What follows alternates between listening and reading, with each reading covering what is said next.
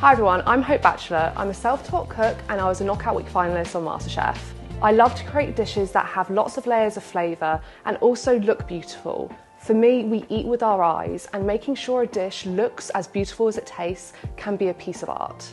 So today I'm going to prepare a roasted red pepper salad on an open fire. It's going to be with some burrata, a toasted nut and mixed herb pesto, and it's going to be washed down with a beautiful glass of this REAL Peony Blush.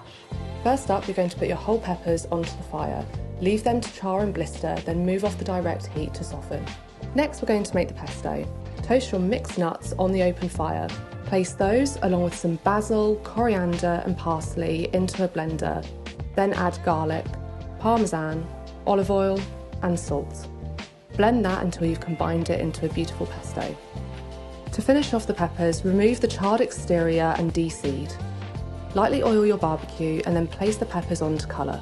For the hot honey, slice up garlic, chilli and pour in some honey.